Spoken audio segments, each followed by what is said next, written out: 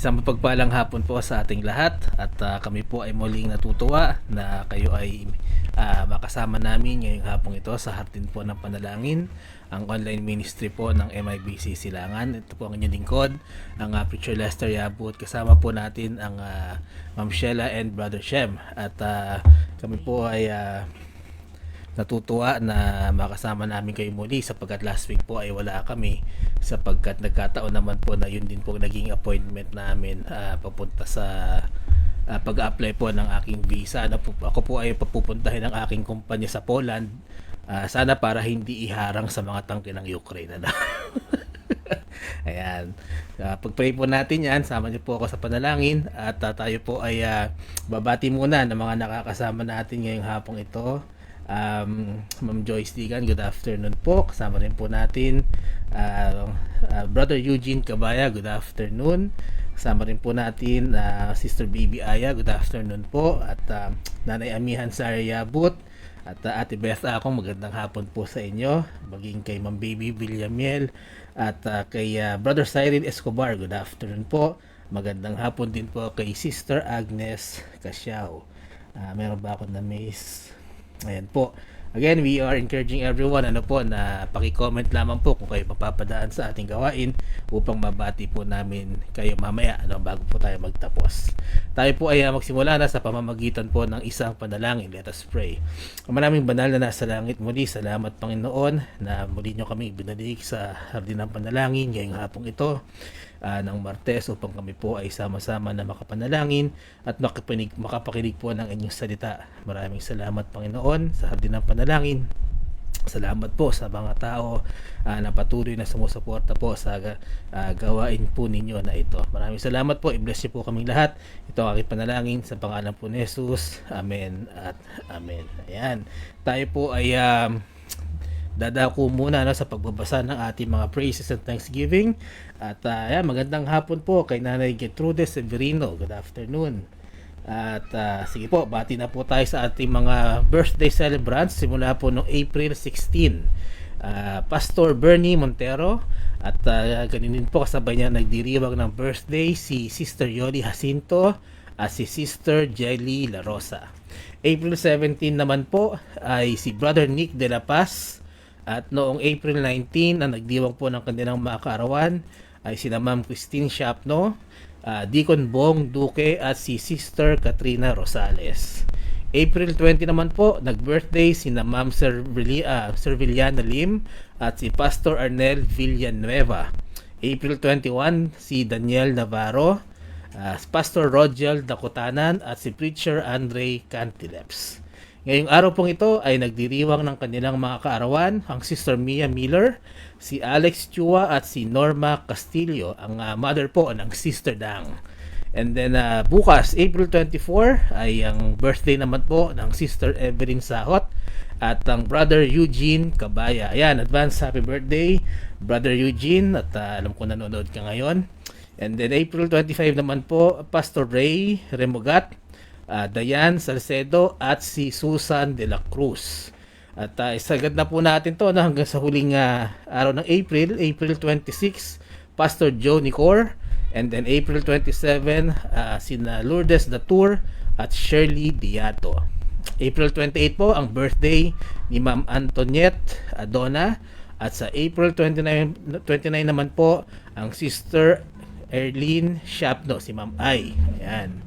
Dadako naman po tayo sa ating mga wedding anniversary. Muli, happy birthday po sa lahat po ng ating nabanggit at patuloy kayong pagpalain ng Panginoon. Sa wedding anniversaries naman po, April 25, magdiriwang ang Pastor Pete's and Sister Jemima Balarag ng kanilang anniversary. And then April 26 naman po, Pastor Quezon and Sister Carol Andrada ng MIBM Eastwind. And then April 30, si Evan and Sister Mina Chua, ang sister po ng Preacher Gary Chua at ang kanyang brother-in-law ay magdiriwang po ng kanilang wedding anniversary. Ayan, happy wedding anniversary po sa lahat po ng nabanggit. At sa church anniversary naman po, April 28, ang MIBC Kawit sa pangunguna po ng Pastor Nel Tour ay nagdiriwang po ng kanilang anniversary. Ayan, pag-pray po natin ang church anniversary ng MIBC Kawit. And then, dadako po tayo sa ating mga praises. EJ Mariano, praises po sapagkat siya po ay recovering from sickness at patuloy po natin ipanalangin ang kanyang complete recovery. And then from mula po sa akin, sa inyong lingkod, ako po ay nagpupuri sa provision ng ating Panginoon, sa kanyang protection, maging sa kanyang wisdom. Okay? And then of course, praising God for the 4th year anniversary po ng Hardin ng Panalangin. Ito po ay naganap noong April 16, 2024. Tayo po ay, by God's grace, 4 na taon na po na nag-go online ministry sa Hardin ng Panalangin. At nagpapasalamat po tayo sa lahat po ng mga naging kabahagi ng Hardin ng Panalangin. Dati, nung first year natin, marami po mga kapastora ng mga na-invite para po mag-pray and magbigay din po ng Word of God. And then, salamat din po kina Preacher Jay Basorara, kina Brother Sam. At patuloy niyo po kami pag-pray ng Preacher Gary Chua. At upang patuloy kaming magamit sa Hardin po ng Panalangin at makapagpatuloy po ang ating online ministry. Of course, maraming salamat po sa lahat po ng tao na sumusuporta sa Hardin ng Panalangin. Ipag-pray din po natin ang mga patuloy na nagmi-ministeryo sa atin online. Kahit po tapos na ang pandemic, ay patuloy po rin po na nag-ministeryo sa pamamagitan po ng internet, ayan, at ng social media. Ayan, maraming salamat po. And then bago po tayo magpatuloy, batiin lang po natin Brother Cyril Escobar, good afternoon. At kasama rin po natin Sister Lady Digan Valdez, good afternoon po. At si Angelica de Guzman Guson, ayan, magandang hapon din sa iyo. Ayan, and then dadako po tayo sa at banggit ng ilang sick brethren and loved ones. Ayan po. Tignan po natin dito. Patuloy natin panalangin po si Shem. Meron po siyang sore throat, no? And then cough and colds. Patuloy po natin ipanalangin ang Pastor Mike Digan sa kanya pong health.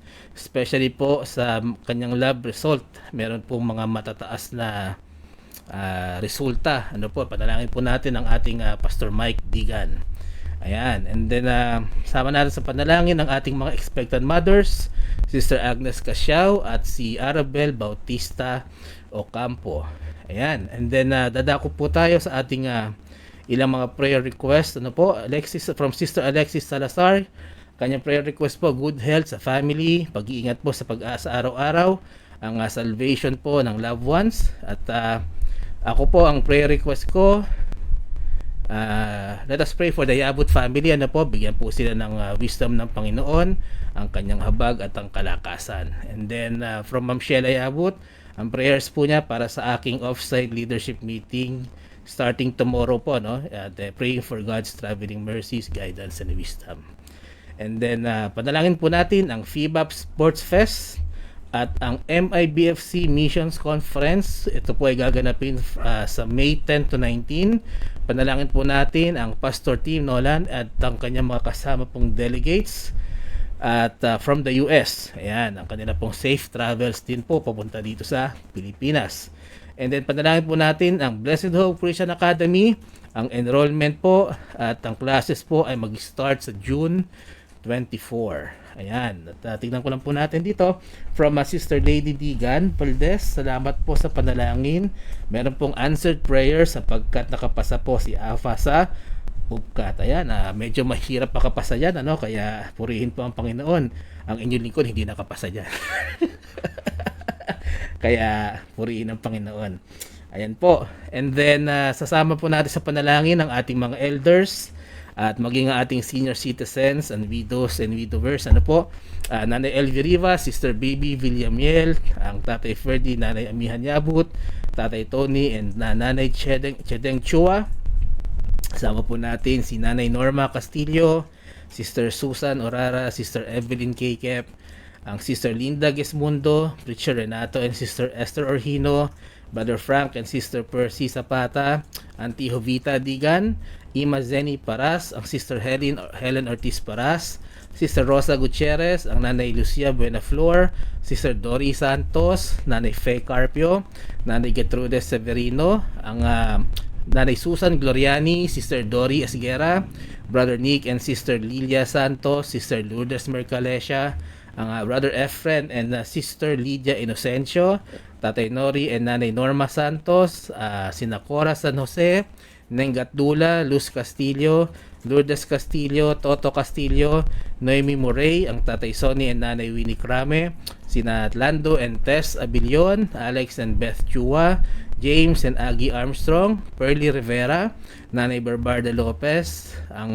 sina Nanay Leonarda Saren, Nanay Rosario Concepcion, Auntie Nenita Saria. Sama po natin sa prayers, Tita Edith Santos, Nanay Celia Ignacio, Nanay Daisy Alvarez, Mami Bituin Ledesma, Daddy Apin and Mami Lucy Saria, Nanay Duchi Broas, Tatay Mario Saria, Tony and Letty Garovillas, Kuya Evan Chua, Kuya Radi and Ate Beth Akong, Corazon Bernardo, Milagros Loquiao at si Rowena Galdones. Ayan po, kung meron po tayong naisidagdag sa ating list of senior citizens, ay pakisabi lang po sa amin. Ayan, sama po natin sa panalangin ang MIBC Silangan ng ating Pastor Mike Digan, ang ating mga services and ministries, ang children's ministries, ang young people, ang ating music ministries, ang choir and instrumentalists, and ang ating mga fellowships, and then sama rin po natin sa panalangin ang ating physical church, ang building provisions para sa ating building and equipment, para din po sa improvement ng ating property. Magkaroon din po tayo ng sariling connection po sa tubig at sa kuryente. Excuse me po. And then patuloy po natin panalangin ang ating mga online services, of course, ang Hardin ng Panalangin na under the leadership po of Pastor Mike Digan. Kasama po natin ang Preacher Gary Chua at inyong lingkod. And then ang Bountiful Feastings on the Divine Verses with Bishop De Vega. May kaagapay with Pastor Nel Datur at ang Of Warden of Prayer with Pastor Neil Kekep. Kasama po dyan ang Preacher Jabez Orara and Preacher June Esbieto. Kasama rin po natin ang May Tiyak na Kaligtasan, ang MTNK with FIBA Pastors, maging ang Biblical Teachings and Studies of MIBC Burgos sa pangunguna po ng Pastor Lito Paraiso. Ayan po muna ang ating babanggitin, at kung meron po kayong mga nais na ipanalangin ay paki-comment lamang po sa ating live ngayon upang ito po ay maidagdag sa ating prayer list at ating pong ipanalangin mamaya po pagkatapos po ng ating devotion. Ayan, at this point po muna ay makakarinig po tayo ng isang tanging bilang.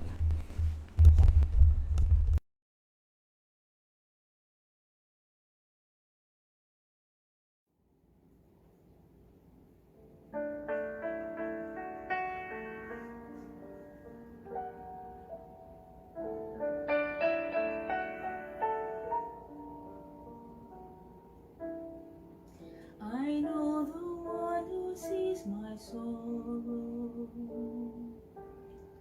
who calms my heart and clothes my shame. I know the one who holds tomorrow, who hears my prayer and heals my pain. He is my fortress, He is my Father, my freedom, my Master, my forgiver and friend. For when He died on Calvary, He won my victory, and now in Him I live eternally. So I will love Him and trust Him and serve Him, the one who first loved me.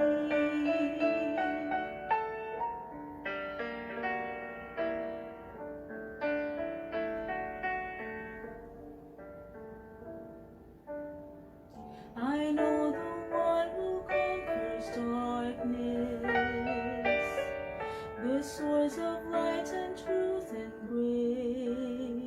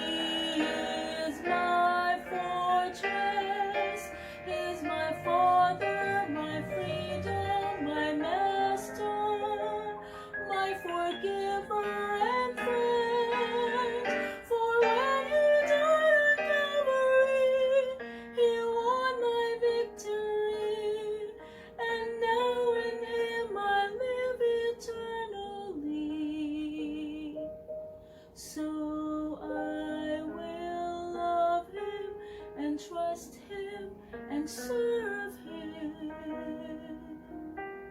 the one who first loved me.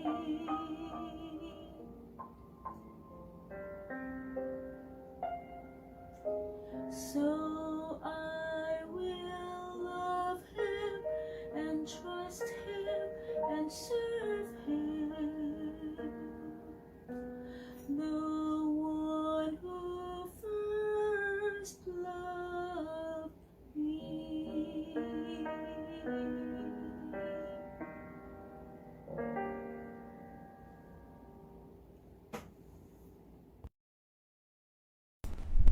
Maraming salamat po sa tanging bilang na yan, Sister Sheila, because He first loved me. At yan po ay connected sa ating magiging short devotion. O mali pa po pala yung title, The One Who First Loved Me. Ayan, at yan po ay connected sa ating, request ko po yan sapagkat yan po ay magiging connected po sa ating devotion ngayong hapong ito. Bago po tayo magpatuloy, magandang hapon din po, Pastor Neil KK, good afternoon po. At sabi rin po na Ma'am Joyce ay we're praying for the mission trip. Ayan, salamat po. And then, Nanay Lydia Inocencio, good afternoon din po. Tingnan ko lang po kung meron pa pong sumali sa atin. Ang Sister Bing Rain Severino, good afternoon din po. And bago po tayo magpatuloy po sa ating devotion ngayong hapong ito, gusto ko lang po mag-reminisce ng konti. Please allow me a few minutes to reminisce about Hardin ng Panalangin.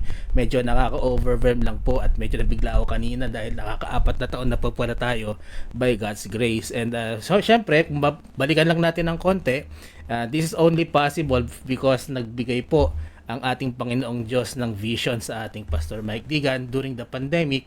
Ano po na dapat ang naalala ko, sabi niya sa nung kami nakapanood nito at nakipagkita kami sa kanya, ang sabi niya sa akin na naalala ko, dapat hindi mawala ang panalangin. Ayan, sapagkat nung pandemic ay syempre medyo restricted at nagbigay po ang Panginoon ng vision kay Pastor Mike na magpatuloy ng pananalangin sa pamamagitan po ng online. Kaya po tayo nagpapasalamat sa vision na to. At of course, nagmaterialize po ito dahil sa naging passion din ng ating pastor sa kanyang work.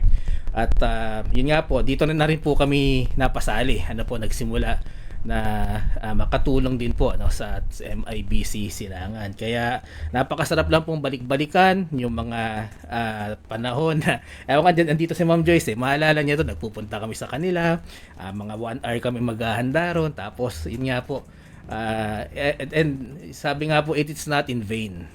Everything that we do for the Lord is not in vain. Kaya by the grace of God po, hanggang ngayon tayo po ay nagpapatuloy, of course with the support of Pastor Mike and the MIBC Silangan, maging sina Ma'am Joyce at ang kanilang pong mga buong family. Nagpapasalamat po tayo sa pagpapatuloy ng Hardin ng Panalangin. And please pray para patuloy po natin patuloy po tayong bigyan ng kalakasan ng Panginoon upang ipagpatuloy ang kanya pong ministeryo. Ayan po, tama po yan. Every time po na nandun kami kina Ma'am Joyce, food trip pagkatapos. Kaya po yung mga barong namin medyo nagsisikipan. Ayan, maraming salamat po sa pagpa-unlock niyo sa akin ng ilang minuto upang makapag-reminisce lang po ng bahagya tungkol po sa Hardin ng Panalangin. And we really appreciate and thank God na meron pong ganitong ministry ang MIBC Silangan. Ayan po, tayo po ay dadako na sa ating short devotion this afternoon. Again, maraming salamat po sa lahat po na nakakasama natin ngayon. At please turn your Bibles to the book of 1 John. Ito po ay sa New Testament.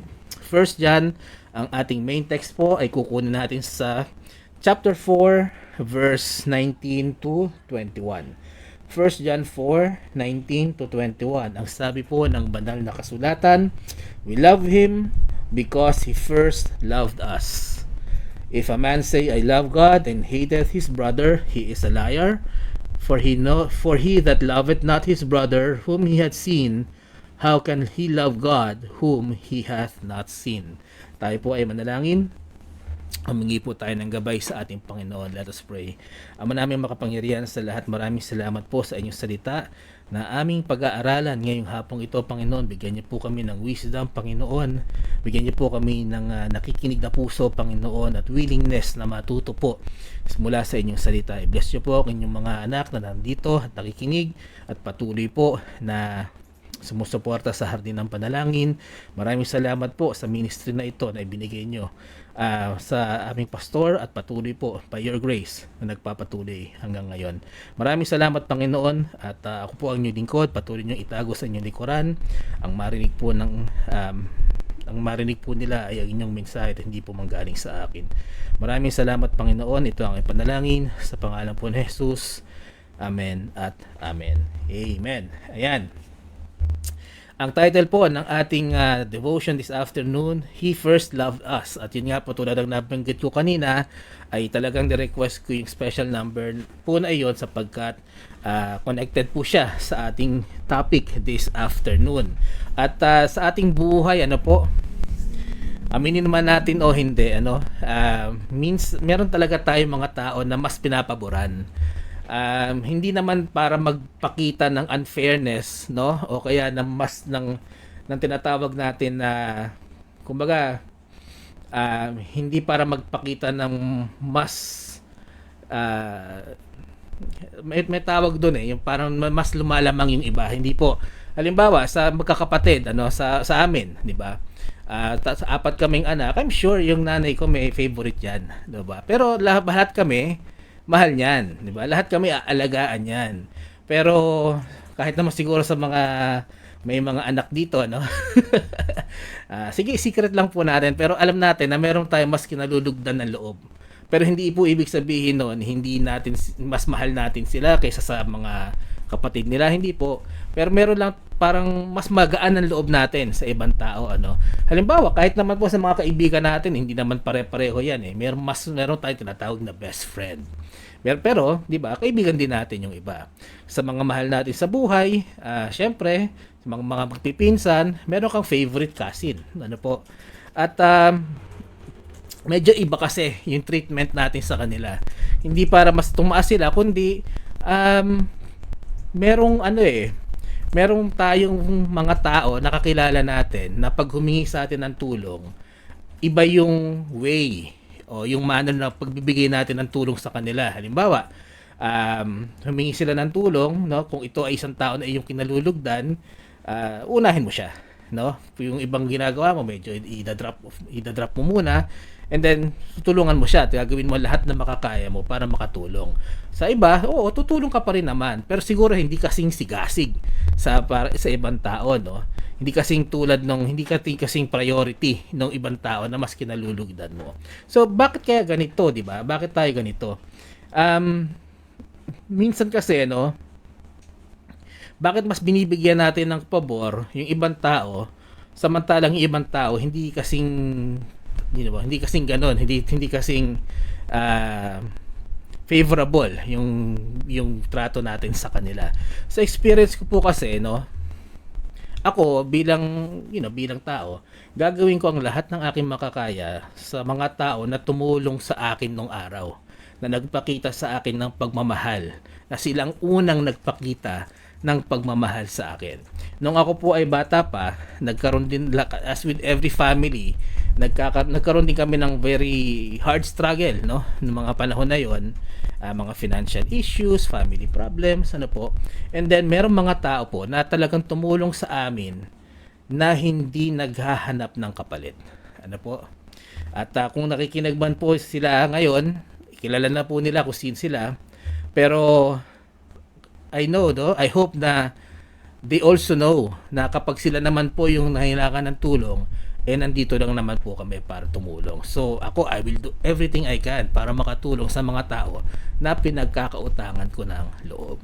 So ganun po most of us, 'di ba, kapag una tayong pinakitaan ng pagmamahal, pag una tayong pinakitaan ng pagmamalasakit, pag una tayong pinakitaan ng yung sincere na pagtulong, na walang hinahanap na kapalit, ang tendency natin, 'di ba, ibalik, 'di ba, yung utang na loob na 'yon. At kung merong nangangailangan tulong na may utang na loob ka at nagkasabay sila doon sa isang tao na wala ka namang utang na loob, syempre mas uunahin mo yung may pinagkakautangan tayo ng loob, no? So, kung ganito yung nagiging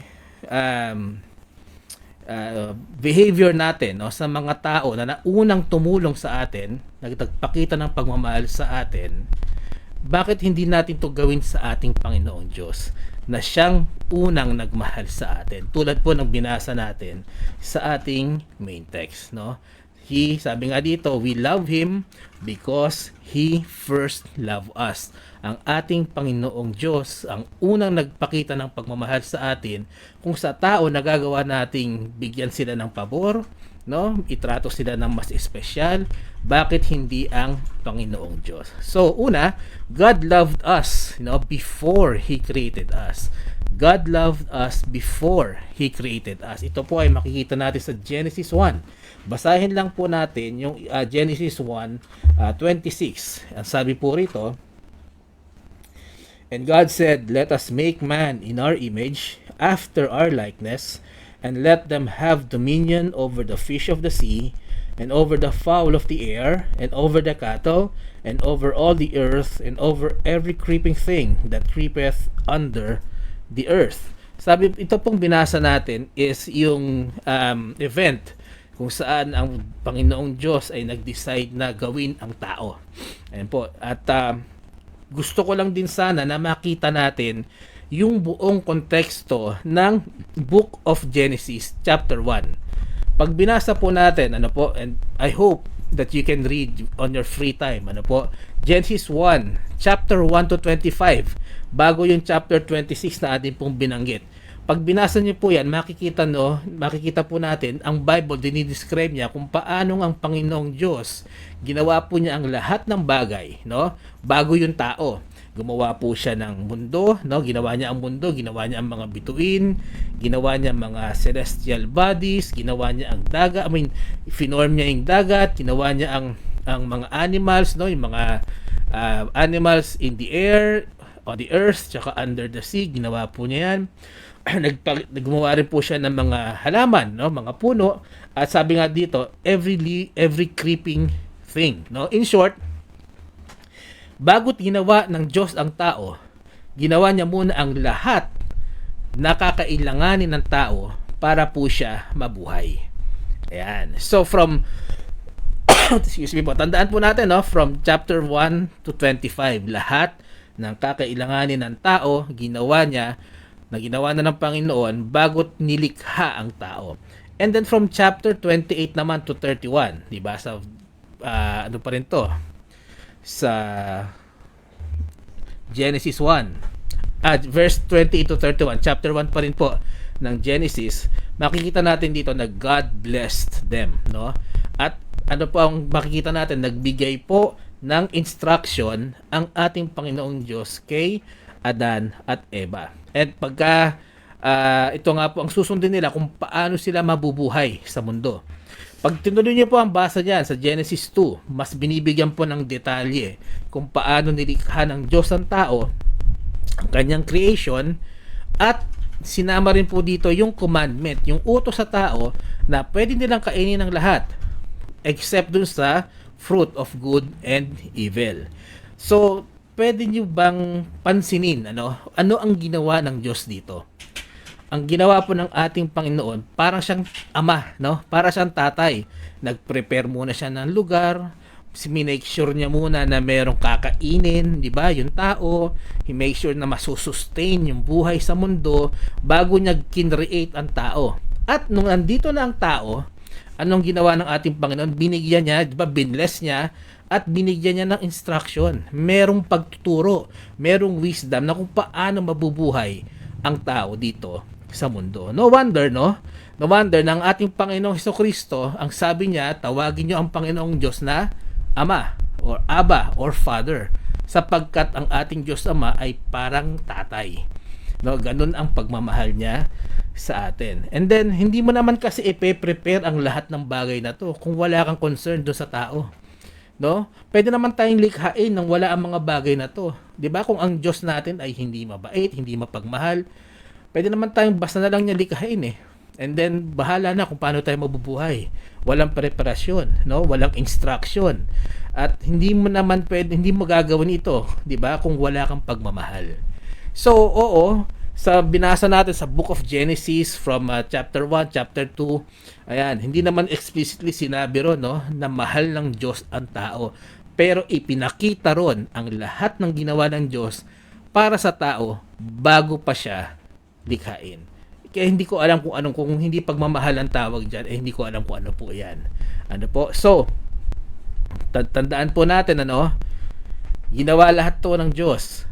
And then nung ginawa, ang pagkakagawa po ng Diyos dito sa salita, sa pamamagitan ng salita. Pero stop and think, no?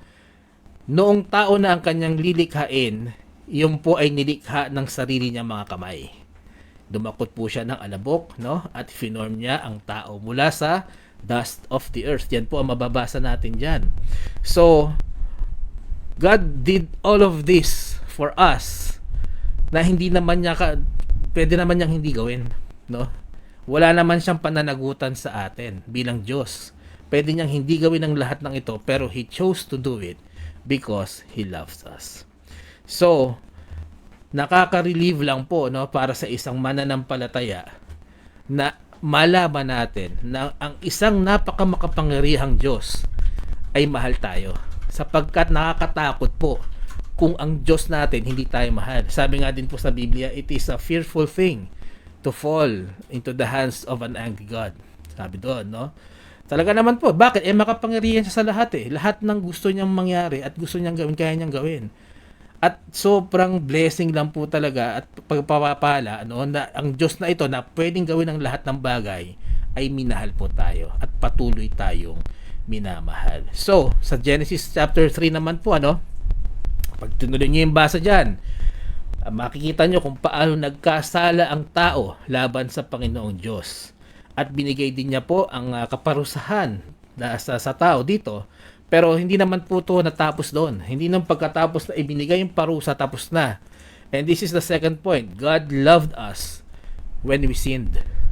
Na kung bago tayo kinrate ng Panginoon, ang first point natin, God loved us before He created man. Pero nung pagkahanggang tayo po ay nagawa at nung nagkasala nga po sina Eva at Adan, God still loved us. So God loved us when we sinned. Yun po ay makikita natin sa Genesis chapter 3 at verse 21. Sabi po rito, unto Adam also and to his wife did the Lord God make coats of skins and clothe them. So kung babasahin po natin ang konteksto po nito, no? Nagkaroon nung kinain ni Eva at Adan yung pinagbabawal na punong kahoy, yung prutas, nabuksan ang kanilang mga mata, no? At nagkaroon sila para sa akin personally, para nagkaroon na sila ng malisya sapagkat nalaman nila na sila ay hubad. Kaya nga sabi sa kanila, nung tinatawag sila ng Panginoon, nasaan kayo? Nagtatago sila sapagkat sila ay hubad. Ang sabi ng Panginoon, sino ang nagsabi na hubad kayo? So doon di ba, nagkaroon na ng nagkaalaman na at binigyan na ng Panginoon ang parusa sa kanila, pero hindi po natapos doon. Sila po ay naglagay ng pantakip sa kanilang kahubaran. Ito po ay yung mga dahon. Nung pagkatapos pong ibigay ang kaparusahan, ang ating Panginoon ang nagtakip naman sa kanilang kahubaran sa pamamagitan po ng balat ng hayop. And this is a foreshadowing ng salvation na ibibigay ng ating Panginoon para sa tao, para sa kanyang mga kasalanan. Ito nga po yung balat na yung binalot niya sa katawan ni Eva at Adan. Sa pagdating po ni Kristo, yung dugo naman po niya na sinakripisyo para sa atin ang ibabalot sa atin upang malinis ang ating mga kasalanan. Pero sa tignan niyo po, isipin natin, nung nagkasala ang tao sa Diyos, pwede naman niyang patay na lang ang tao at tapos dali na lang diretso na sa impyerno, no? Kasi ang tao, sinuway niya ang Diyos. Hindi siguro natin masyadong maintindihan Pero naalala ko, meron po ako napanood na video, na nagtatanong siya doon sa isang preacher. Bakit napaka-harsh naman daw ng parusa ng Diyos sa kay Eva at Adan?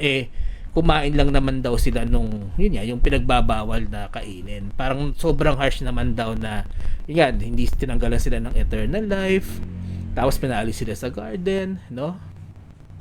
Medyo nagalit yung preacher nun eh. Sabi ng preacher, hindi mo yata naiintindihan, no? Actually, hindi pa harsh yung naging parusa ng Panginoon, may pagmamahal pa. Sabi niya, bakit? Kung iisipin nating mabuti, ang tao, 'di ba? Galing 'yan sa alabok ng lupa, dust of the earth. Tapos yung tao na 'to naggawa sa alabok, sinuway niya yung isang eternal glorious God. Napakalayo po ng agwat ng isang tao, no? At nagawa pa niya na sumuway sa isang Diyos. So, pag tinignan mo, tulad ng sinabi ko kanina, pwede naman diretso na lang tayo sa impyerno eh.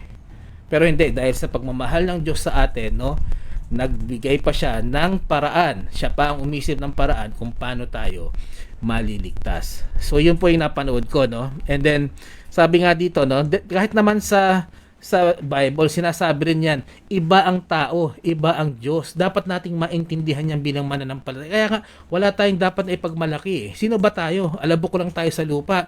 Pagka tinignan nga natin yung size natin sa mundo, napakaliit lang natin eh. Samantalang yung Diyos na nagkaroon tayo ng kasalanan na ating minsan sinisisi pa, no? Yung Diyos na ating minsan binabaliwala pa, siya ang gumawa ng lahat ng ito. No, hindi nga tayo, 'di ba? Itong init nga na nararamdaman natin eh. Hindi na natin matiis minsan eh. Siyang gumawa ng araw. Oh, at ang araw natin, maliit pa 'yan, mas marami pa siyang ginawa. So, hindi natin makita yung kadakilaan ng Diyos, no? At dahil dito, napakadali nating magkasala sa ating Panginoon. Kasi iniisip natin parang ganun lang eh. Dapat maintindihan po ng bawat mananampalataya kung gaano tayo kaliit at gaano kalaki ang Diyos na kung saan nagkakasala tayo. Sabi po yan sa Exodus 15, ano po, second book of the Bible. Nakikita po natin, Exodus 15 verse 11. Sabi po rito, Who is like unto thee, O Lord, among the gods? Who is like thee, glorious in holiness, fearful in praises, doing wonders. Dito po, ikinumpara ang nag-iisang Diyos, ang sangtunay na Diyos, ikinumpara sa mga Diyos-Diyosa na sinasamba rin ng mga tao doon.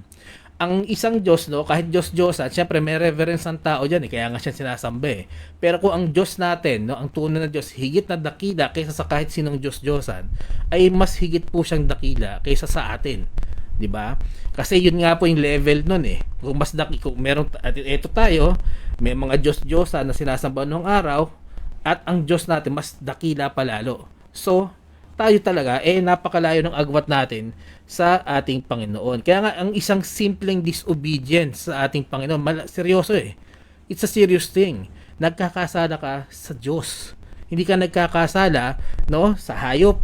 Hindi ka nagkakasala sa halaman. Hindi ka nagkakasala sa kapwa mo tao, na pareho kayo ng level. Nagkakasala ka sa isang Diyos na napakalayo ng agwat mo. Di ba nga nung araw, pag nagkasala ka sa hari, no? Pareho kayong tao pero dahil hari siya, di ba, mas mataas yung status niya, ang kaparusahan sa'yo, kamatayan. Kung ganun na lamang, di ba, ang parusa sa mga tao na nagkakasala sa hari, no? Paano pa kaya sa Diyos? Yung hari, pareho lang natin tao yun eh. Kaya seryoso po, 'di ba, ang kasalanan na nakocommit natin sa Panginoon, kailangan we take it very seriously. Kaya nga dapat andon palagi ang pagsisisi, no? So, ayan po, no? And then kung tayo, no, and yet base po sa binasa natin, and yet when we sinned, kahit nung tayo ay nagkasala sa Kanya, 'di ba? Nagkaroon ng habag ang Panginoon sa atin at ang kanyang pagmamahal ay nandyan pa rin. Mahal pa rin tayo ng Panginoon. Kaya nga po sinasabi dito, 'di ba, sa Romans 5:8. Basahin po natin 'yan. Yan po ay sa New Testament, Romans 5:8. Sabi po rito, But God commended His love toward us in that while we were yet sinners, Christ died for us. Then that is the plan of God's salvation, 'di ba? Sa pagmamahal niya sa atin nung nagkasa, 'di ba? Kumbaga parang ganito lang 'yan eh. Merong langgam na kumagat sa iyo, no? Anong tendency ng tao, 'di ba? Ano mo, papatayin mo eh. Parang ganun 'yun eh. Pero ang Diyos, imbis na tayo 'di ba? Iwan tayo sa kaparusahan, nagbigay po siya ng daan kung saan po tayo magkakaroon ng kaligtasan. excuse me, sapagkat ang Diyos ay isang makatarungang Diyos.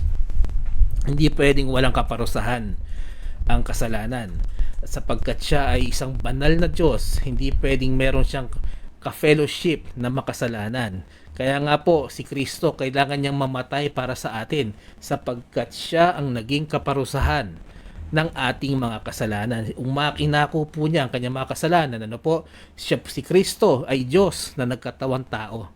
At nung siya po ay nandito sa lupa, hindi po siya nagkaroon ng kasalanan, siya po ay ipinako sa krus, namatay, nilibig, at sa pangatlong araw po ay nabuhay na maguli para po sa kapatawaran ng mga kasalanan. At sabi po ng Biblia, di ba?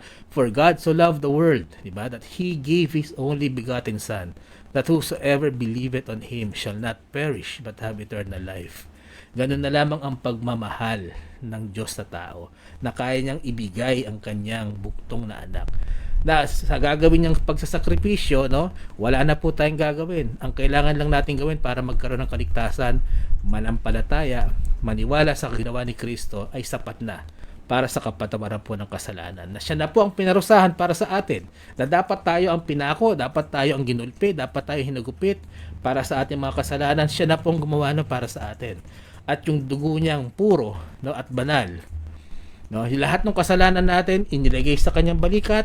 Ang tumigis na dugo na banal naging babangong samyot at alay para sa ating Panginoong Diyos, naging sapat ng kabayaran para po sa ating mga kasalanan. So, di ba? Again, bakit mo ibibigay yung sarili mong anak upang magdusa sa kamay ng mga tao na galing sa alabok na lupa? Wala naman pong ibang dahilan kundi pagmamahal. Pagmamahal po ng Diyos sa atin upang magkaroon tayo ng kaligtasan. At opo, mga kapatid, ganyan po tayo kamahal ng Diyos. Ganyan po tayo kamahal. Baka nakakalimot po tayo, ano? At kahit hanggang ngayon, 2,000 taon na po ang nakakalipas pagkatapos ng muling pagkabuhay ni Kristo, gusto pa rin po ng Panginoong Diyos na tayo ay maligtas. Yan po ay makikita natin ano po sa John 6:20. John 6:20. Sabi po rito, John 6:40 pala. John 6:40. Sabi po rito,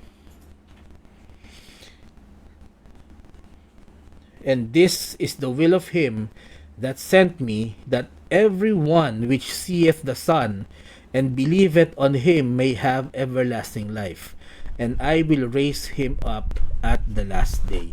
Yan po ang sinabi ng ating Panginoong Hesukristo, no? Ang sabi daw nung nagsugo sa kanya, ay ang nagsugo naman po sa kanya walang iba kundi ang Ama, no? Sabi ng sugo sa kanya na ang gusto ay lahat, no, nang makakita sa kanya, makakilala sa ating Panginoon at manampalataya sa kanya ay magkaroon ng buhay na walang hanggan.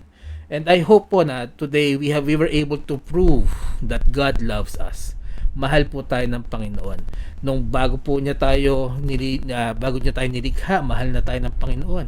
Hindi lang naman niya tayo nilikha ng walang, 'di ba, ng hindi pinag-isipan. Lahat pinlano, lahat pinag-isipan, lahat carefully thought out, 'di ba? Kung paano po tayo, kaya ang sabi, 'di ba, I am fearfully and carefully, ano yan? Fearfully and wonderfully created, 'di ba? Hanggang ngayon, 'di ba, sa mga expectant mothers po natin, lahat po ng bata na nasa sinapupunan hanggang ngayon, Diyos po ang gumagawa diyan. Yan, sana po maintindihan natin yan. Hanggang ngayon, mahal tayo ng Diyos kahit po tayo ay nagkasala, no? Kahit tayo ay nagkasala, oo, merong kaparusahan, pero hindi po tumigil doon. Hindi niya tayo pinabayaan na hanggang doon na lang. Meron pong way of salvation, meron pong kaligtasan na ino-offer po sa atin sa pamamagitan po ng ating Panginoong Hesukristo. So, pero dahil nga tayo ay ginawa ng Panginoon na merong sinasabing free will na pwede mong gawin, 'di ba, kung anong gusto mo. Sinasabi dito, may free will tayo, nasa sa atin po kung tatanggapin natin ang regalo ng kaligtasan mula sa ating Panginoon Kristo. Wala na po kasi gagawin, it's a gift. No, tapos na. Sabi nga ng ating Panginoon Kristo, it is finished doon sa krus ng Kalbaryo. Tapos na. Yun ay naibigay na isakripisyo na sa ating Panginoong Diyos. Ngayon, narinig mo itong mensahe na ito, narinig mo ang tungkol sa regalo ng kaligtasan, nasa sa iyo na lamang po kung tatanggapin mo yon o hindi. And the only way to accept that, di ba, is by believing in the Lord Jesus Christ and accepting Him as your Lord and Savior. Ayan. And then, yes, sana po napatunayan natin, di ba? Before He created us, He loved us. When we sinned, He loved us. Tayo po ba ang unang nagmahal sa Panginoon? Hindi po. Sabi po sa Biblia, at tama po ang sinasabi ng Biblia, yes, He loved us first. Siya ang unang nagmahal sa atin. So, di ba dapat lang na mahalin natin pabalik ang ating Panginoong Diyos? No? Kaya di ba dapat magbigay tayo ng mas malaking pagmamahal, di ba, sa ating Panginoong Diyos? Kung nabibigay natin yung ganitong klaseng pagmamahal sa mga tao na nagmahal din sa atin, di ba dapat mas maganda yung binibigay nating pagmamahal, yung pagbabalik natin ng pagmamahal sa ating Panginoong Diyos na nagmahal sa atin, di ba? Nagmahal sa atin more than any person can love us. Kasi mas higit pong dakila ang pagmamahal niya kahit sa kaninong tao. Ayan. So, yes, katulad lang ni Adam and Eve, meron din tayong clear instructions, di ba? Hindi tayo yung parang nasa dilim. Yung parang sasabihin ng Diyos, mahalin mo ang Diyos, pero hindi niya sasabihin kung paano. Hindi po. Napakalinaw po. Sinasabi rin po sa ating banal na kasulatan kung paano natin pwedeng mahalin at ipakita ang pagmamahal sa Panginoon. So, God loves us and we should love Him back. God loves us and we should love Him back. Ang instruction po na yan ay nasa John 14:21. Yan. John 14:21, sabi po rito, He that hath my commandments and keepeth them, he it is that loveth me, and he that loveth me shall be loved of my Father, and I will love him, and will manifest myself to him. Sabi ng ating Panginoon Kristo, di ba? Kung mahal natin ang Diyos, kung mahal natin siya, ang sabi po dito, hath my commandments and keepeth them. So, paano natin malalaman? Ano ang commandments ng ating Panginoon Kristo? Nasa Biblia po lahat. Sinabi niya po ron kung paano dapat tayo mabuhay. Dapat paano tayo magmahal sa Panginoon. How we should serve God. How we should treat other people. Diba? Ang example natin sa ang ating Panginoon Kristo. Lahat ng commandments nasa Bible. Ang sabi dito, hindi lang dapat alam mo. Dapat dito, sabi dito, keep it them. Ibig sabihin, isinasabuhay mo at sinusunod mo. Doon po natin nakikita at doon po makikita ng Panginoon at mapapatunayan natin sa Panginoon ang pagmamahal natin sa Kanya kung inaalam natin ang Kanyang mga utos at sinusunod po natin ito. Hindi po ito kaligtasan, ano po? Ang kaligtasan po ay ginawa lang ni Kristo. Pero gagawin natin to dahil nga po niligtas tayo ni Kristo dahil sa Kanyang pagmamahal sa atin, ibinabalik lang natin yung pagmamahal at ito po yung way of showing how we love God, how we love Jesus Christ is by obeying His commandments. Ano po? So, meron pa nga ang extra blessing dito eh. Sabi dito, di ba? And he that loveth me shall be loved of my Father. Di ba? Kung minahal natin, di ba, ang ating Panginoon sa Kristo, mamahalin din siya ng Ama. At sabi dito, and I will love him and will manifest myself to him. Maraming mga mananampalataya ngayon, 'di ba? Sa mga Christians, lagi nila sasabihin, Lord, kailangan ko yung presence mo, 'di ba? Pray tayo, presence ng Panginoon. Sana mag-manifest kayo. Ito yung wisdom sa Bible eh. Gusto natin na madama ang presence ng Panginoon, pero hindi naman tayo sumusunod sa Kanya. Ito ang formula. Ang formula, maniwala ka, magkaroon ka ng kaligtasan, tanggapin mo si Kristo sa iyong puso bilang Panginoon na tagapagligtas, manampalataya ka sa Kanya. Tapos, sumunod ka sa Kanya, alamin mo ang Kanyang mga utos, sundin mo to, at magmamanifest sa'yo ang Panginoon. Ang presence niya mapupunta sa atin. Diba? Ang nakakalungkot kasi, gusto lang natin yung presence ng Panginoon pag may problema na tayo eh. No? Dapat bilang mananampalataya, every day we long for the Lord. Na lagi nating ipinapanalangin na, Panginoon, wag mo kaming iiwan. At kung gusto nating maramdaman ito, kung gusto nating sumaati ng Panginoon, ang nakasulat po napakalinaw. I will manifest myself to Him, to those that love me, sabi ng Panginoon. Hindi pala imposible, no? May instruction pala. Meron palang sinasabi sa banal na kasulatan, kung gusto natin maramdaman ng Panginoon, ano ang dapat nating gawin. No? So, sana no, every day when we when we wake up, no, yan ang una, we praise the Lord, we pray for His presence, pero we pray for it, pero we also need to do, diba? If we want His presence, we need to obey His commandments. Yan po ang sinabi ng Biblia kung paano tayo magkakaroon ng kanyang presensya, mararamdaman ang kanyang presensya. So God already loved us, we should be loving God back by following His commandments. At pagka tayo po ay sumunod sa kanyang commandments, we are now going to walk, di ba, in His righteousness. Yung lakad natin ay yung lakad ni Kristo, yun na rin po ang magiging lakad natin. So, ang isa pang blessing dito, alam niyo po, na-realize ko lang, kapag tayo nagsumunod sa command ng Panginoon, alam niyo po ba, hindi naman po ito para sa kanya, no? Yung gumawa ka na mabuti, magpatawad ka, hindi naman, kumbaga, hindi para sa Panginoon yan, hindi kailangan ng Panginoon yan. Lahat ng pinapagawa ng Panginoon sa atin, para din po sa atin, sa benefit po natin bilang tao. Yan po, isang blessing pagka sumunod tayo sa Panginoon. Hindi kaligtasan, no? Tapos na, naligtas ka na, nananampalataya ka na. Kung gusto mo ng blessing mula sa Panginoon, sumunod ka sa pinag-uutos niya. Sabi po ng John 13, at ito po, dito na rin po tayo magtatapos. John 13, 34 to 35. Sabi po rito, A new commandment I give unto you, that ye love one another, as I have loved you, that ye also love one another. By this shall all men know that ye are my disciples, if ye have love one to another. Pag binalikan po natin yung main text, no, andun na rin po yun eh. Sabi doon sa main text nasa sa 1 John 4, 20, if a man say, I love God and hated his brother, he is a liar. Diba? So, ang patunay na pagmamahal natin sa Diyos ay pagmamahal po natin sa ating mga kapatid. Yun po. Sabi po ng ating Panginoon Kristo. Yan ang kanyang commandment, di ba?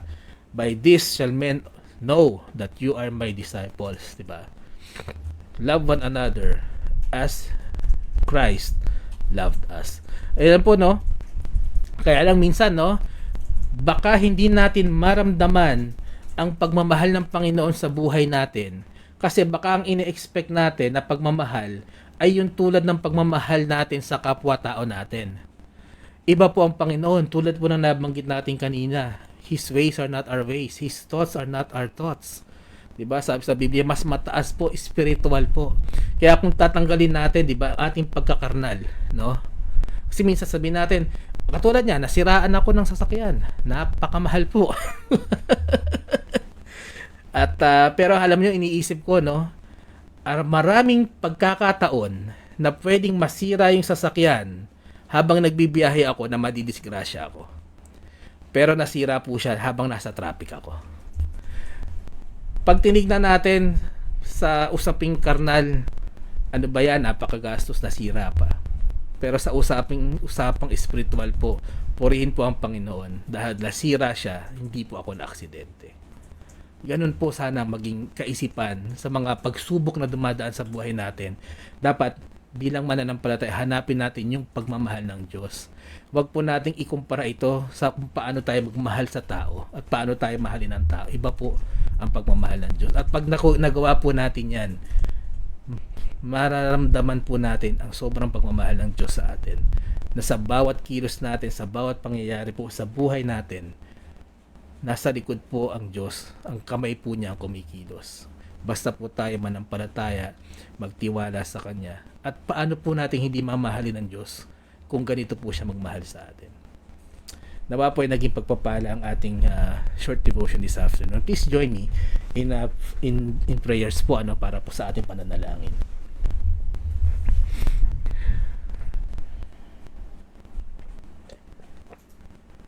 At paalala lang po, sana po lagi kayo may baong tubig kung meron po kayong travels na gagawin. Napakainit po at panalangin din po natin, nagkaroon po ng mga sunog, at panalangin po natin yung mga naapektuhan. Tingnan ko lang po yung mga humabol na prayer request.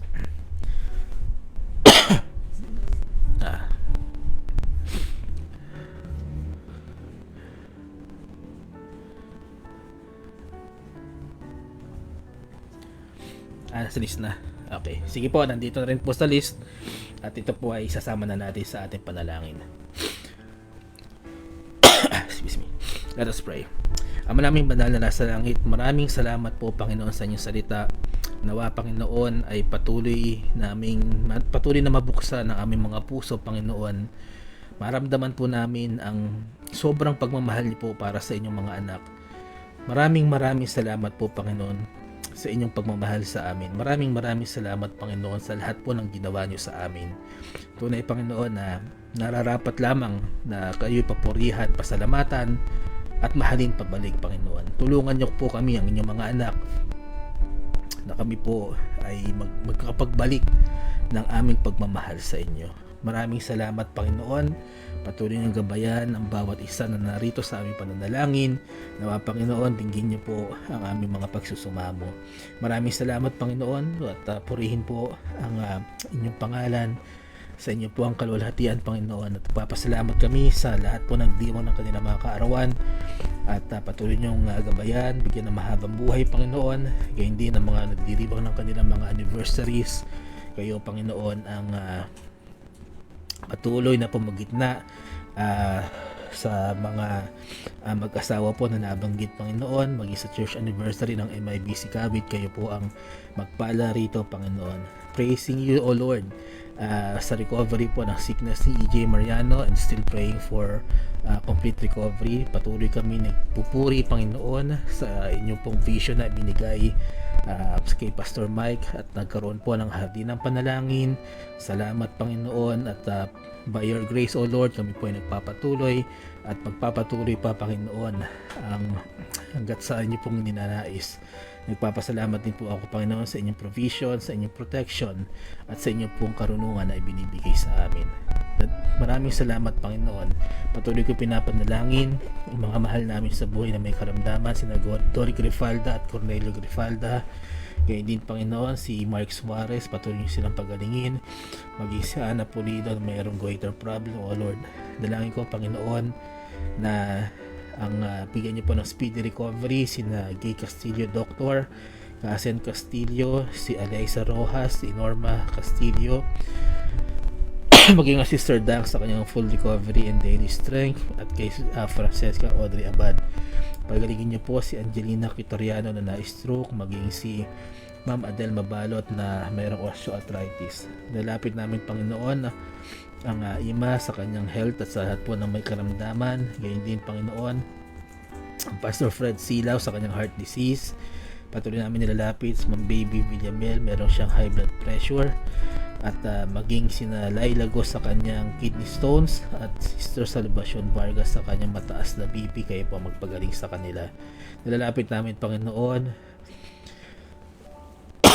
ang Nanay Leonardo Saret sa kanyang karamdaman, patuloy niyo po siyang pagalingin. Ang Nanay Elvie Rivas sa kanyang pananakit ng likod, si Kevin Bihasa na may heart enlargement, kayo po magpagaling sa kanya. Ang pinansyal na pangangailangan po ng Nanay Faye Carpio at ang Carpio family, pagalingin niyo po Panginoon ang bukol sa leeg ng Nanay Lourdes Mercalesia, maging si Rihanna Tatuala Panginoon sa kanyang skin asthma.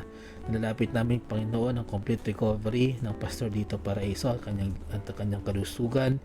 Ngayon din Panginoon ang biyanan po ng Sister Lynn Hapitana na si Ermilio Hapitana sa kanyang bukol sa leeg, pagalingin niyo po siya. Dalangin din namin Panginoon si Glo Agudon sa kanyang kalakasan at kalusugan, maging ang pananakit ng katawan at tuhod ng Nanay Susan Jose. Dalangin ko Panginoon ang Pastor Nelda Tour sa kanyang high blood pressure, siya po inyong pagalingin. Si Shem na may sore throat at ubo ay inyo po rin pong pagalingin. Maging ang anak po ni Angelica Gusto na kanyang mga anak ay pagalingin niyo po sa ubot sipon at ang bukol sa ulo po ng kanyang bunso. Patuloy namin nilalapit si Marlon Hardiniano na may hypertension and hyperthyroidism, ang kidney problems ni Moises kanya noon, maging ang mga apo ng Ate Lisa Hardiniano na si Beatrice Musica and Apollo Victor na may mga ubo. Dalangin ko Panginoon na patuloy niyong gabayan ang kanyang pamilya Panginoon. Nilalapit ko rin Panginoon ng Pastor Mike Diga ng kanyang kalusugan, at ang kanyang mga love result, Panginoon, maging maayos po ang resulta nito. Patuloy namin nilalapit ang aming mga mahal sa buhay na may malubhang karamdaman, sina June Santos at Esther Mariano at si Rex Rosales na nagdadialysis, maging sina Emma Reyes, Corazon San Jose, Jaisel Suarez, Amparo Cruz, si Lorraine Jade Borja at si Julita Elizaralde, maging si Mary Ripamonte na may mga cancer, pagalingin niyo po sila, maging sina Efren Inocencio, Bernardo Lopez, Perdis Caar at Frank Hardy na may mga komplikasyon sa diabetes, kayo po magpagaling sa kanila. Dalangin ko rin, Panginoon, ang mga expectant mothers, kayo po ang magpala sa kanila at maging maayos po ang kanilang kalusugan at ang kanilang delivery. Dalangin ko rin, Panginoon, ang mga prayer request ng aming mga mahal sa buhay. Dalangin ko patuloy niyong bigyan ng gabay, Panginoon, at kalakasan ang mga anak po ng Pishagari na sina Grace, Faith, and Mercy, ang kanilang pong heart's desire na makabalik sa Pilipinas at ang kanilang trip sa Taiwan, kaya mag-provide po ng kanilang pangangailangan para dito, ang continuous health and growth para po sa grandchild ni Rian Uilua Bansarivic, continuous strength and grace para kay Emily Muth, patuloy na guidance at pagkalakasan para sa kina Christine and Cathy Vu, gayon din ang spiritual growth and strength and good health po ng ni Shem, maging ang kanyang wisdom sa pag-aaral, ang strength po and health po ng Ma'am Sheila at wisdom po sa kanyang business. Dalangin ko rin, Panginoon, ang pag-aayos po ng petition papers pupunta sa US ng Brother Robert Soriano, ang Sister Dory Santos, patuloy niyong bigyan ng kalakasan at spiritual strength.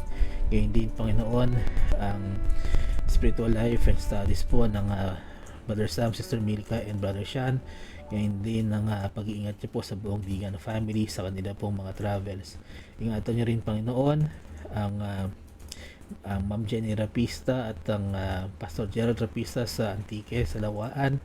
Sa ministry po na ibinigay niyo po sa kanila niya, kayo po magpala sa kanila.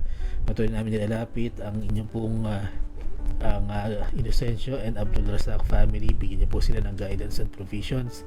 Dalangin din namin, Panginoon, ang Ejok family, patuloy niyong bigyan ng maayos na kalusugan at protection, Panginoon. Nilapit din namin ang ating Beth Akong at kanyang family. Patuloy niyo pong gabayan ang kanilang pamilya, maging ang nanay Gertrude Severino, bigyan niyo po ng maayos na kalusugan ng kanyang mahal sa buhay, at si Bing Rin Severino, Panginoon, dalangin po niya para sa kanyang mga mahal sa buhay at palaguin din niyo po ang kanyang business. Dalangin din namin, Panginoon, bigyan niyo ng kalakasan at kalusugan at ang heart's desire po ng nanay Susan Jose Gloriani. Dalangin ko rin, Panginoon, ang Zapata family, kayo po ang gumabay sa kanila. Nalalapit ko rin, Panginoon, ang Sister Yoli Jacinto, ang kanilang kalusugan, sina Ate Yoli and Christine J. Sarmiento and family. Dalangin din namin, Panginoon, Ma'am Baby Aya, ang kanilang spiritual strength and physical strength. Patuloy niyo po silang bigyan ng maayos na kalusugan, wisdom, and spiritual growth, Panginoon. Dalangin ko rin ang kalakasan para sa buong Carpio family, kanilang kalusugan, at ang kanilang financial and unspoken prayers. Patuloy ka nalalapit, Panginoon, ang Ma'am Baby sa kanyang prayers, sa kanyang health, sa kanyang heart's desire, sa salvation po ng mahal sa buhay, at patuloy na protection and blessings and spiritual strength sa kanya po mga anak and good health po sa kanyang mga apo. Nalapit ko, Panginoon, ang Sister Alexis Salazar, bigyan niyo po ng good health at ang kanyang pamilya, salvation po ng kanyang mga mahal sa buhay, at patuloy niyo silang ingatan. Nalapit ko, Panginoon, ang Yabut family, bigyan niyo po sila ng wisdom, mercy, and strength. Nalangin ko rin, Panginoon, ang maging off-site leadership meeting namin ngayong linggong ito. Patuloy nyo kami ingatan sa aming pagta-travel hanggang makauwi rin po kami ng ligtas sa pamamahay na ito. Patuloy namin nilalapit ang Pastor Neil Kikep at ang Preacher Manny Nicolas, ang MIBC Mission Trip po sa Batangas, at patuloy po namin hinihiling na ingatan nyo rin po sila sa kanila pong pagta-travel pupunta sa Antique. Lalapit namin, Panginoon, ang travel po ni Ma'am Yula Stanislaw Jacinto pabalik po sa Pilipinas sa April 27. Kayo po ang mag-ingat po sa kanya sa kanyang pagta-travel. Nilapit din namin Panginoon ang FIBAP Sport Fest. Kayo po ang gumabay sa bawat leaders po na tatayo rito at maging matagumpay po ito. Maging ang MIBFC Missions Conference, kayo po ang gumabay at mag-ingat din po sa mga delegates, maging kay Pastor Tim Nola na pupunta po rito. Nalayan ko rin Panginoon ng Blessed Hope Christian Academy sa pagbubukas po ng classes at sa kanilang enrollment para po sa pagbubukas ng classes sa June 24. Dalangin namin Panginoon ang mga elders na nabanggit kanina, kayo po patuloy na magbigay ng kalakasan sa bawat isa ng pinansyal na pangangailangan Panginoon, at kung meron nararamdamang mga sakit, kayo po magpagaling. Maging ang mga online services Panginoon na nabanggit kanina, kayo pong patuloy na magpala, magbigay po ng kalakasan Panginoon, wisdom Panginoon sa bawat nagmi-ministeryo, na kami po ay makapagturo po ng purong salita niyo lamang po. Maraming salamat Panginoon. Dalangin ko lahat po ng nanonood ngayon, ang kanila po mga personal prayer request, kayo po tumugon sa kanila mga heart's desires, at patuloy niyo pong i-bless ang ministry na ito at patuloy na makatulong po para sa spiritual growth ng bawat isa. Maraming salamat Panginoon. Ingatan niyo rin po ang bawat isa sa init na nararamdaman namin ngayon. Patuloy niyo pong ingatan ang kalusugan ng bawat isa. Maraming salamat Panginoon. Ito ang aking panalangin sa pangalan po ni Jesus. Amen at amen. Ayan, amen. At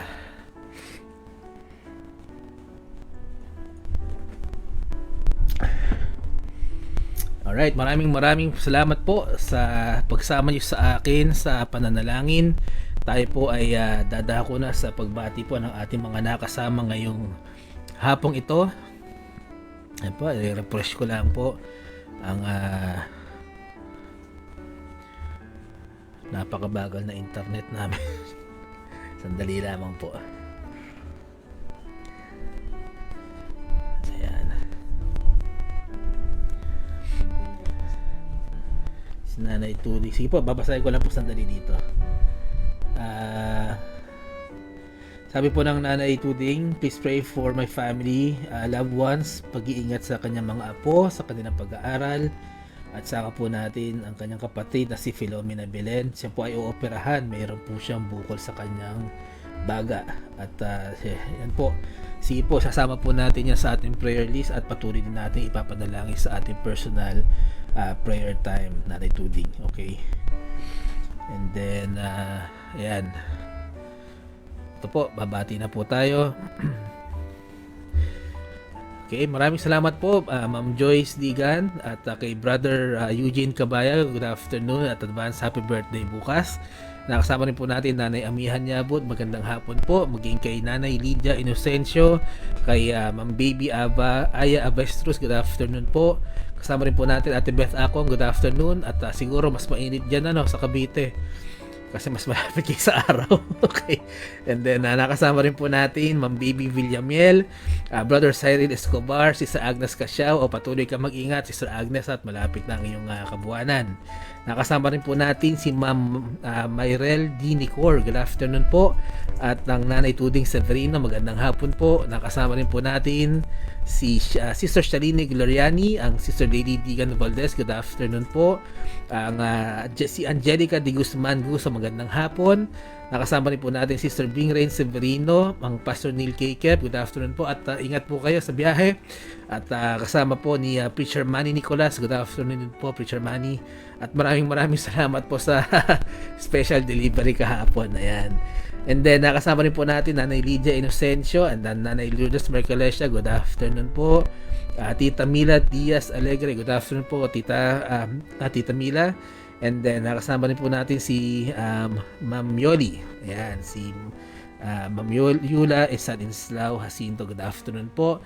Nanay Elviribas, magandang hapon po Nanay at patuloy kayong magpagaling. And then nakasama rin po natin si Karen Sumudibilla Casillo. Good afternoon po. At Sister Ami Gayabyab, good afternoon po.